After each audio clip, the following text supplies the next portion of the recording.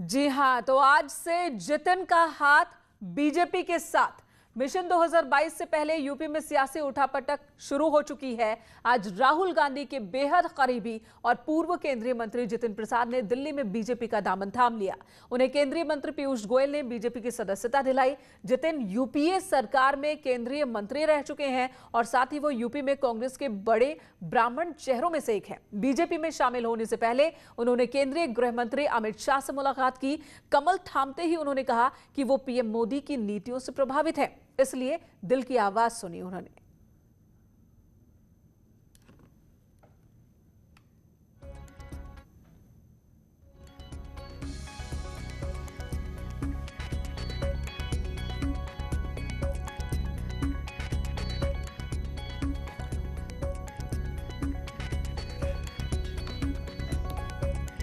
ये तस्वीर उस वक्त की है जब बीजेपी की सदस्यता लेने के बाद जितिन प्रसाद राष्ट्रीय अध्यक्ष जेपी नड्डा के आवास पर पहुंचे और बीजेपी राष्ट्रीय अध्यक्ष से उन्होंने मुलाकात की।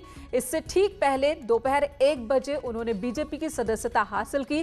केंद्रीय मंत्री पीयूष गोयल ने सदस्यता दिलाई और उस वक्त जितिन प्रसाद ने कहा कि जिस पार्टी को छोड़ रहा हूं वो महत्वपूर्ण नहीं है, महत्वपूर्ण ये है कि मैं अब बीजेपी में शामिल हो रहा हूं, जो कि एकमात्र राष्ट्रीय दल है इस वक्त। बाकी की जो पार्टियां हैं वो व्यक्ति विशेष पार्टी बनकर रह गई है, क्षेत्र विशेष पार्टी बनकर रह गई है। वो समाज के प्रति अपनी जिम्मेदारी निभाना चाह रहे थे और कांग्रेस में रहकर वो नहीं कर पा रहे थे और इसीलिए उन्होंने बीजेपी में शामिल होने का फैसला लिया। उनका कहना है कि बीते 7-8 साल से लगातार इस बात पर वो गहन अध्ययन कर रहे थे और उन्होंने पाया कि बीजेपी ही एकमात्र ऐसी पार्टी है इस वक्त जो कि समाज की भावनाओं को समझ रही है।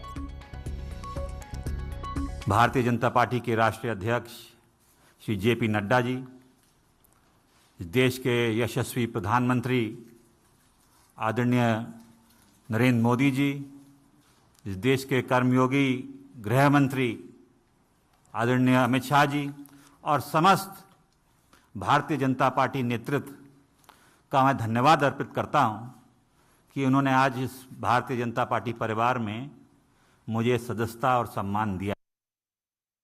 3 पीढ़ियों का साथ रहा है, तो ये महत्वपूर्ण निर्णय जो मैंने लिया है, बहुत विचार मंथन और सोच के बाद मैं इस फैसले पे पहुंचा हूं। और सवाल ये नहीं है आज कि मैं किस दल को छोड़ के आ रहा हूं, मगर सवाल ये है कि किस दल में जा रहा हूं और क्यों जा रहा हूं।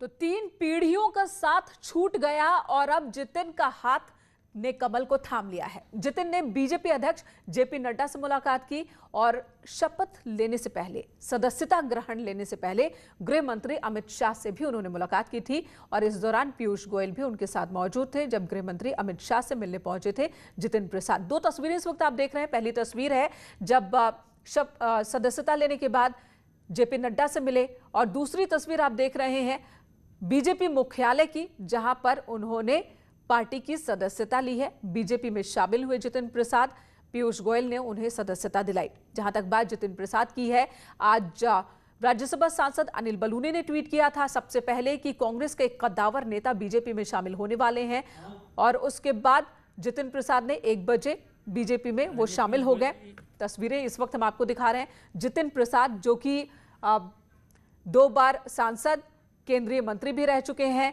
और राहुल गांधी के बेहद करीबी माने जाते हैं, यूथ ब्रिगेड का हिस्सा माने जाते रहे हैं राहुल गांधी के करीबी, लेकिन अब वो बीजेपी में शामिल हो चुके हैं।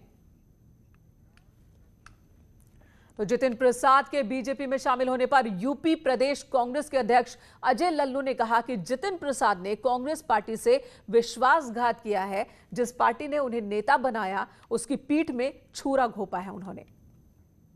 जी को कभी सड़कों पर उतरते संघर्ष करते देखा है क्या? जनता की आवाज़ उठाते देखा है? मंत्री रहे, सांसद रहे, किसके देन? कांग्रेस पार्टी की देन। उनकी पहचान क्या है? कांग्रेस पार्टी है। उनको बंगाल का प्रभारी बनाया, उनकी पहचान दी, उनको नेता बनाया, उनके परिवार के लोगों को नेता बनाया। उनकी पहचान क्या थी? उन्होंने पार्टी के साथ विश्वासघात किया है, पीठ में छुरा घोंपा है। अजय लल्लू जिनको आप सुन रहे हैं कि उन्होंने कहा कि जितिन प्रसाद और उनके परिवार को कांग्रेस नहीं पहचान दिलाई, लेकिन आज जितिन प्रसाद ने विश्वासघात कर दिया। और इधर सीएम योगी आदित्यनाथ ने जितिन प्रसाद का स्वागत किया पार्टी में। सीएम ने ट्वीट कर लिखा कि जितिन प्रसाद का पार्टी में स्वागत है, यूपी में बीजेपी को इससे मजबूती मिलेगी। तो कांग्रेस छोड़कर बीजेपी में वृहत परिवार में शामिल हुए हैं जितिन प्रसाद। और सीएम योगी आदित्यनाथ ने जितिन प्रसाद का स्वागत किया इसके लिए, और साथ ही ये भी कहा कि जितिन के पार्टी से जुड़ने से पार्टी को मजबूती मिलेगी।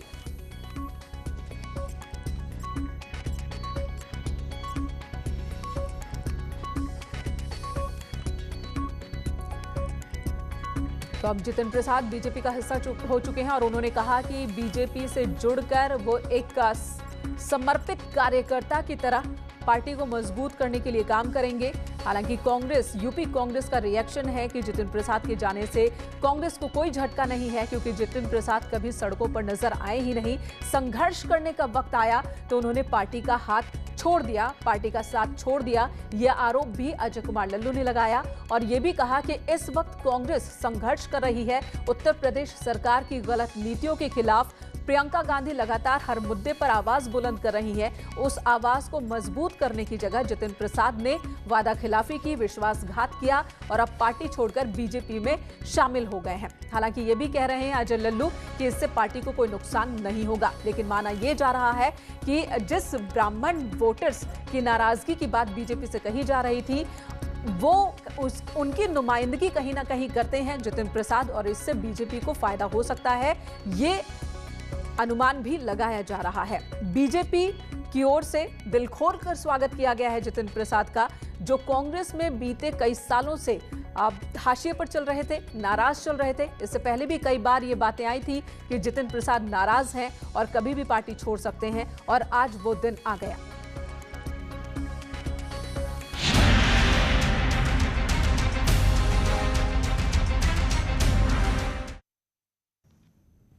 चलिए अब बात कर लेते हैं आगरा के श्री पारस हॉस्पिटल की, जिसे सील कर दिया गया है। श्री पारस अस्पताल को सील कर दिया गया है। न्यूज़ 18 की खबर का दमदार असर हुआ। श्री पारस अस्पताल को सील किया गया है। ऑक्सीजन बंद होने से 22 मरीज छट गए थे, ऐसा एक वीडियो सामने आया, जो अस्पताल के एमडी का ही वीडियो।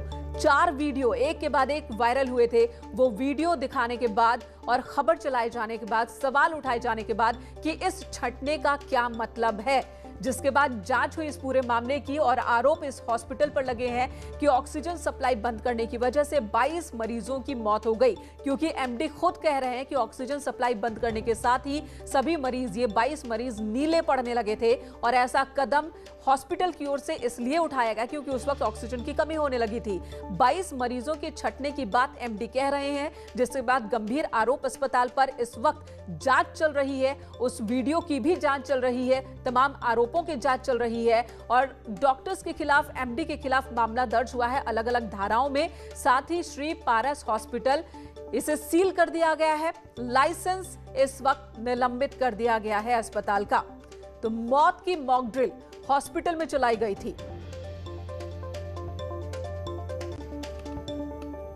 अस्पताल का लाइसेंस निलंबित किया गया है और समस्त सेवाओं पर रोक लगा दी गई है। निरस्तीकरण की कार्रवाई भी सर क्या की जा सकती है?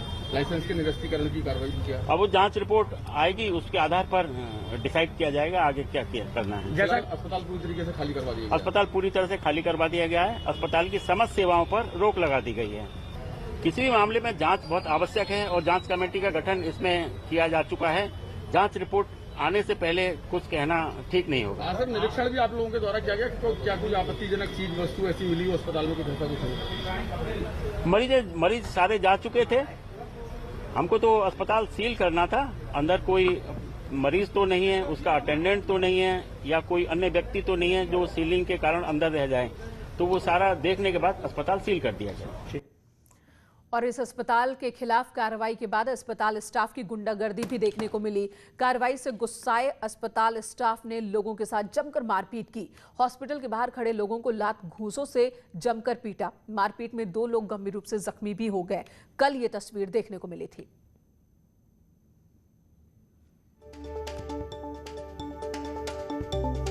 कल की ये तस्वीर हम आपको दिखा रहे हैं, जहां पर जब खबर दिखाई गई कि किस तरीके से अस्पताल के अंदर गुंडागर्दी हॉस्पिटल मैनेजमेंट की ओर से ही की जा रही है और किस तरह की लापरवाही बरती जा रही है, खबर दिखाए जाने के बाद और जब प्रशासन एक्शन में आया उसके बाद देखिए कि हॉस्पिटल के स्टाफ ने किस तरह से गुंडागर्दी दिखाई। जो लोग वहां जमा थे इनमें ज्यादातर वो लोग हैं जिन्होंने अपनों को खोया है, जिनके अपने इस अस्पताल में भर्ती थे और उनकी मौत हुई। वो लोग जब यहाँ पर जमा हुए, उन लोगों ने जब यहाँ पर हंगामा किया तो उन लोगों पर हॉस्पिटल स्टाफ ने हमला कर दिया, मारपीट की है। 2 लोग जख्मी भी हुए हैं इस गुंडागर्दी के दौरान। तो श्री पारस अस्पताल के बाहर की ये तस्वीर, अस्पताल कर्मचारियों की गुंडागर्दी की ये तस्वीर आप देख रहे हैं। अस्पताल के बाहर अस्पताल कर्मचारियों ने जो लोग जमा थे उन लोगों के साथ मारपीट की। 2 की हालत गंभीर बताई जा रही है। तो एक तरफ तो चोरी और ऊपर से सीना चोरी, एक तरफ अस्पताल के अंदर जानलेवा लापरवाही की जाती है, मरीजों की जान के साथ खिलवाड़ किया जाता है और जब जांच होती है मामले की तो हॉस्पिटल स्टाफ की इस तरह की गुंडागर्दी सामने आ जाती है। आगरा में श्री पारस अस्पताल में ऑक्सीजन सप्लाई रोकने के कारण 22 मरीजों की मौत, ये आरोप लगे हैं और इस मामले में अब परिजन भी सामने आने लगे हैं। ऐसे ही एक पीड़ित हैं प्रियंका, जो कि सामने आई हैं, जिन्होंने न्यूज 18 से बातचीत में बताया कि उनकी मां मुन्नी देवी को कोरोना की वजह से 25 तारीख को हॉस्पिटल में भर्ती कराया गया था। 26 को उनकी मां की मौत हुई। 26 को ही वायरल वीडियो 26 का ही बताया जा रहा है जब ऑक्सीजन का मॉक ड्रिल किया गया था। इसी के साथ प्रियंका ने कहा कि 26 की सुबह ही अस्पताल में आधे से ज्यादा घंटे के लिए सीसीटीवी बंद कर दिए गए थे। आगरा स्थित पारस अस्पताल पर जो संगीन आरोप लगे हैं, इस मामले की तफ्तीश शुरू हो चुकी है। यहाँ पर अस्पताल को सील करने के बाद यहाँ पर पुलिसकर्मी यहाँ पे बैठे हुए हैं। इस मामले की इन्वेस्टिगेशन चल रही है, लेकिन जिस तरह से आरोप लगे हैं उस आरोप के मसले पर आइए हम बात करते हैं। हमारे साथ में 2 ऐसे लोग हैं जिनके साथ में ये कहा जा सकता है ये पीड़ित हैं और हमारे साथ पहले इस लड़की से बात करते हैं। आपसे मैं आपका नाम जानना चाहूँगा और साथ साथ ये जानना चाहेंगे कि आपके वो कौन से रिश्तेदार यहाँ भर्ती थे। मेरा नाम प्रियंका है। मेरी माँ श्रीमती मुन्नी देवी यहाँ भर्ती की गई थी 25 अप्रैल 2021 को रात करीब 10 बजे के। यहाँ भर्ती करने के बाद फिर करीब 10 बजे मेरे भाई मेरी मदर से मिलने गए। तब मेरी मदर ठीक थी, अच्छे से बात भी कर रही थी, उन्होंने बात भी की। फिर करीब 12:30 बजे जब यहाँ वेटिंग हॉल है जो ऊपर, उसमें सीसीटीवी कैमरास थे, उसमें बंद कर दिए गए। वो कल 25 को तो चलते रहे, रात को सुबह करीब 26 को बंद कर दिए गए। तो ये गंभीर आरोप इस लड़की की ओर से लगाए जा रहे हैं कि जिस वक्त मॉक ड्रिल की बात कही जा रही है उस वक्त सीसीटीवी कैमरे भी बंद कर दिए गए थे और उसी वक्त इस लड़की ने अपनी मां को भी खो दिया अस्पताल के अंदर। एक छोटे से ब्रेक के लिए रुकते हैं, तुरंत लौटेंगे।